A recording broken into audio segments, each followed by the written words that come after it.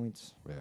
E a Prasc não vai passar imune, incólume nesse processo eleitoral, né? Compilou algumas propostas, viu o que é melhor para a categoria.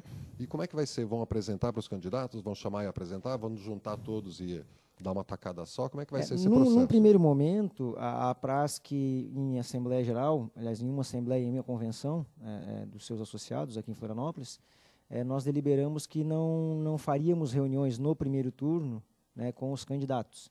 Nós apresentaríamos a pauta de reivindicação da categoria, que é uma pauta para cada um deles, né, dos 7, de todos eles, protocolaríamos a pauta de reivindicação com eles, para que eles tivessem conhecimento da pauta, e, eventualmente, em havendo o segundo turno, no segundo momento, aí sim, a gente vai fazer uma assembleia da categoria, e a categoria vai deliberar se vamos convocar os candidatos que eventualmente passaram para o segundo turno, para, enfim, traçar uma política de trabalho para os praças, enfim, de ganhos e etc. Então, no primeiro momento, a deliberação é apenas apresentar a pauta de reivindicação para os candidatos, para eles tenham conhecimento da pauta. Né? E vai ser quando a entrega Olha, a gente está finalizando esse documento? processo, está finalizando esse documento, mas eu creio que já na próxima semana o presidente da Prasc, o sargento J. Costa, já deve estar encaminhando aí para cada candidato a pauta de reivindicação. São 11 itens, né? Sim. 11 itens, está bem especificado, bem explicado ali o que a gente deseja, enfim. Eu estou querendo achar aqui o horário em que o SINT, que é o Sindicato dos Professores, também vai entregar. Eles, agora está aqui assim, Jusque, Barará, o SINT, eles vão entregar no dia 23 de agosto no Hotel Valerim, às 9 horas, para todos os candidatos. De uma tacada só, viu? Será que a gente está finalizando esse processo, né? E creio que na semana que vem já deva ter sido caminhado. Não tem uma data ainda, mas com certeza ali o J. Costa, que é o presidente da Prasc, já está providenciando essa entrega desse material, né? E quais são esses 11 pontos que vai estar na carta que será entregue aos 7 candidatos? Olha, Silvio, vai ano, vem ano, e os pontos não mudam muito, né? Historicamente, a gente sempre teve problemas com relação a isso. No caso dos praças, especificamente, o problema é um pouco maior, né, do que outros sindicatos, outras categorias, por conta de ser militar. Há todo aquele problema de hierarquia e disciplina, enfim, na nossa avaliação, na minha avaliação, isso não deveria ser um problema, porque isso não quebra hierarquia e disciplina em absoluto. Mas há ainda um ranço muito grande do militarismo dentro das instituições. 2 pesos e 2 medidas, né, Lotin? Mas os problemas permanecem os mesmos, né? E eu vou um pouco mais além ainda. Eu acho que se agravaram nos últimos 4, 7 anos. Coincidentemente, os últimos, bom, enfim, né? Enfim, se agravaram os problemas. Nós tínhamos a esperança de que naquele processo, nesse período, nós pudéssemos ter avançado em algumas coisas e, lamentavelmente, no primeiro mandato, né, do cidadão até houve um pequeno avanço, mas esse avanço deu um recuo muito maior no segundo mandato, né? Então os problemas permanecem os mesmos e agravados, né? A questão salarial, por exemplo, agravou-se, né? Nós temos a tão famosa e tão falada 254, que não foi cumprida. A 254 ela resolveria essa questão da diferença salarial. E, lamentavelmente, ela não foi cumprida, e, além de não ser cumprida, a diferença foi agravada.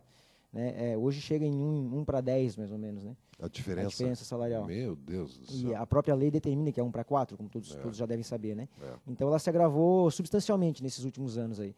A questão do plano de carreira nosso, que é um problema muito sério, né? Nós temos um plano de carreira, apesar de conter várias vagas disponíveis para os praças, para efeito de preenchimento de vagas, essas vagas não são ativadas. Né? Ou seja, está lá, existe de lei, mas não existe de fato. A lei determina, mas de fato depende da assinatura de alguém, e alguém do comandante-geral, no caso, e o comandante-geral não assina, enfim, não libera para a realização dos cursos, o que travou e trava o plano de carreira dos praças de Santa Catarina, da Polícia Militar.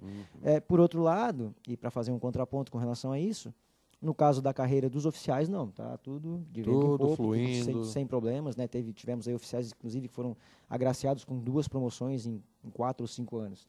Tanto que hoje, no quadro de oficiais, por exemplo, a vaga de coronel da Polícia Militar não tem. Nós tínhamos, em 2005, cerca de 16 ou 17 coronéis, hoje nós temos 35. Para Santa Catarina? Para Santa Catarina. Então, coronel pra caramba, hein, meu?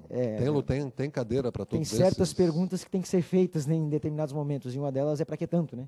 Pois para que tanto coronel? Mas, enfim, é isso que está dado. A política do governo do Estado é essa. É uma política de valorização de cúpulas em detrimento de base. Isso do plano de carreira, isso na questão salarial, enfim. Valoriza-se a cúpula e esquece-se da base. esse é o problema. Ou seja, são vários itens do nosso plano de pauta. A questão do piso nacional de salário, que nós defendemos e queremos o apoio do governador, enfim, seja ele quem for, para que apoie a ANAS, para que a Associação Nacional de Praças, para que defenda também esse piso nacional de salário. Questão de moradia sempre foi um problema nas instituições militares, a questão de moradia, né, e a gente defende aí uma legislação, um programa que consiga, que possibilite moradia para os policiais, né, com preços subsidiados, enfim. Uma vila militar, uma vila militar, coisa assim. ou coisa que o valha. Estabelecimento, fundamentalmente, estabelecer um diálogo com o governo, né, uma coisa que deveria ser lógica, né, ao meu ver, é absurdo a gente ter que chegar aqui e dizer assim, nós queremos conversar com o governador. Nós, praças, a maior categoria do segmento de segurança pública em Santa Catarina, ter que estar implorando quase para conversar com o governador, para dizer, e se bem que não me recordo, nos últimos 4 anos, uma conversa com o governador, ou seja, não recebeu nenhuma categoria, porque eu saiba. Depois que começou a mentir, passou a fugir também, né? Aí começou a se esconder também. Então, são coisas que, na nossa avaliação, deveriam ser base de qualquer programa de governo. Né? Valorização salarial, plano de carreira, um diálogo permanente, franco, aberto, né? Porque isso tudo reflete, é inevitável, isso tudo reflete no trabalho, no dia a dia do praça da Polícia Militar.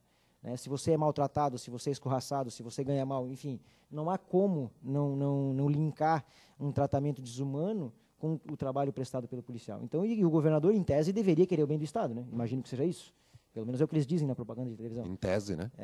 Pelo menos é o que eles dizem na propaganda. Então, baseado nisso, nós avaliamos que a nossa pauta de reivindicação não é uma pauta difícil de ser cumprida, basta ter vontade política, basta ter alguém que determine, que mande, que faça, né? E não é pedir, é determinar. Então, são essas questões todas que a gente está discutindo. A questão do aumento do auxílio Bolsa Formação, né, que é um programa do governo federal. Bolsa Formação. Isso, Bolsa Formação. Que é isso? É um programa do governo federal, instituído através da Senasp, que concede uma bolsa de estudo, se não me falha a memória hoje, o valor, se não me falha a memória, é R$400. Para qualquer nível de ensino que esteja cursando. Para policiais que eventualmente que estejam estudando, né? Uma espécie de aperfeiçoamento na questão cultural, enfim, na questão intelectual, e aí o policial recebe um valor com relação a isso. Né? Você, acadêmico do curso de Direito, consegue receber essa não, bolsa hoje formação? Não mais, porque o nosso salário, por conta dos vários abonos, porque o Bolsa Formação ele tem um limite salarial, né, que é R$1.700. E é interessante essa questão, porque nós ganhamos, no último reajuste, enfim, que houve agora, que os oficiais ganharam R$2.000 de abono e os praças ganharam 250. Nós ganhamos 250 e boa parte que ganhou 250 perdeu 400. Porque você ganhou 250, você ultrapassou o limite do salário para a Bolsa Formação. E aí não recebe mais. Ou seja, você ganhou, vamos imaginar hipoteticamente, sim, o valor...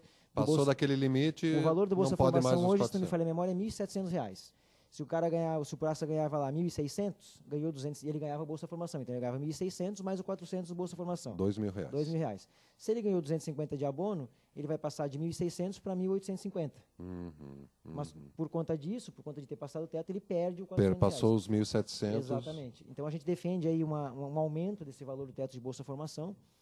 Esse processo a gente já tem contato com vários, já tivemos contato com vários atuais candidatos, né, que estavam em Brasília à época, pedindo esse aumento do Bolsa Formação, para beneficiar aí, enfim, toda a categoria e intelectualmente também, né, qualidade do serviço. Que claro, vai, né? claro, então, pessoas mais qualificadas, né? O regulamento disciplinar, que é uma coisa, o nosso regulamento é um dos mais arcaicos do Brasil. Aqui de Santa Catarina? O de Santa Catarina. Santa Catarina é ponta em várias coisas, hein, Lotinho? Nós temos no Brasil 7 regulamentos disciplinares, 7 estados que os regulamentos disciplinares ainda são oriundos da ditadura militar. Eles não se moldaram, não se adequaram à Constituição de 88. E Santa Catarina é um desses, né?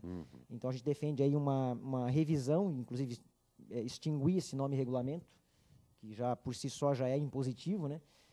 Deveríamos ter aí um código de ética, enfim, para que a gente pudesse moldar, né, a Constituição de 88 e tornar o praça de fato um cidadão. Né? Então essa questão também é muito importante.